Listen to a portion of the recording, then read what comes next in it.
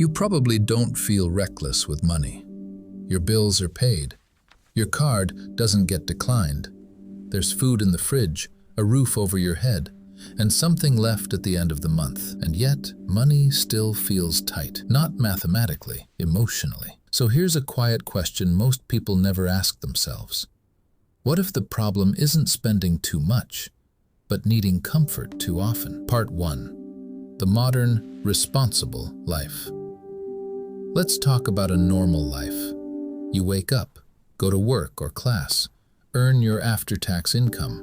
Rent or mortgage leaves your account automatically. Car payment, phone bill, streaming subscriptions you barely notice anymore. Nothing here feels excessive. Everything looks reasonable. You're not buying luxury, you're buying relief. A nicer coffee because mornings feel heavy. Food delivery because cooking feels like effort. A slightly better apartment because stress feels unsafe. A newer phone because friction feels annoying. None of these decisions are irrational on their own, but together they form something powerful. A lifestyle designed to reduce discomfort, not to increase freedom. Part 2. The hidden habit. Most people think bad money behavior looks obvious. Impulse shopping, debt spirals, empty savings. But that's not the modern version. The modern version is subtle. It's choosing the option that feels easiest today and calling it deserved. You worked hard, you're tired, you're responsible. So you smooth out every edge of life. And slowly, without noticing, money stops being a tool and becomes emotional insulation. Part 3. The psychology behind it. Here's the uncomfortable part. Comfort isn't neutral. Your brain learns patterns fast.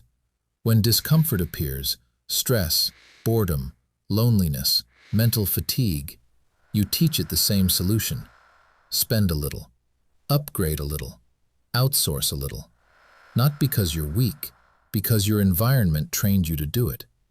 Modern systems don't push you to fail financially. They push you to stay comfortable enough to never question anything. Just enough income to cope. Just enough convenience to stay numb. Just enough routine to avoid reflection. Part 4. Light math, real life. Let's keep this simple.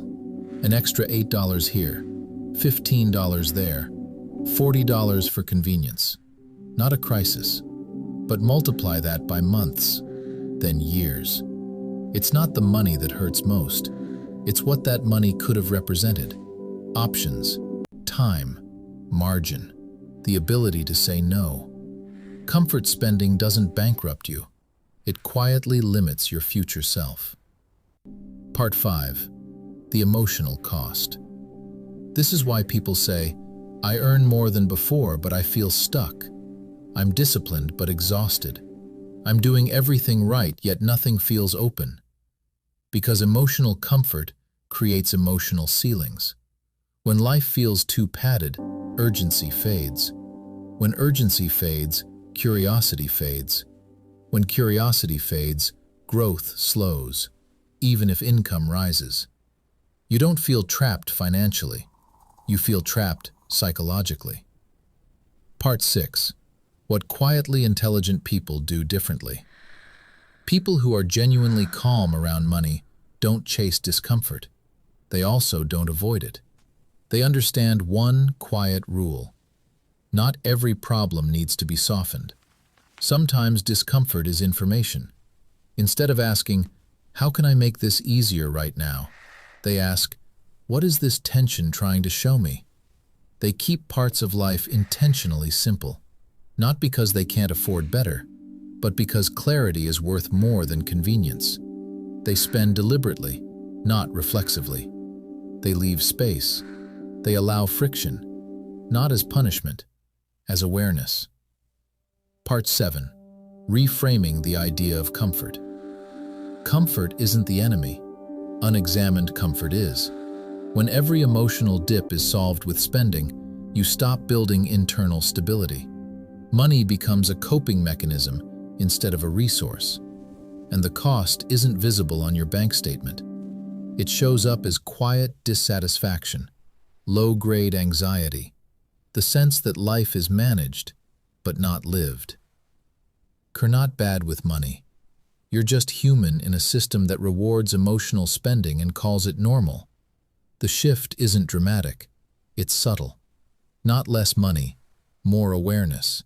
Not deprivation, intention. When money stops being your emotional cushion, it slowly becomes what it was meant to be, a tool for freedom, not comfort. If this felt uncomfortably accurate, you already understand more than most. If you want more quiet reflections like this, you can like the video or subscribe. Nothing urgent, just when it feels right.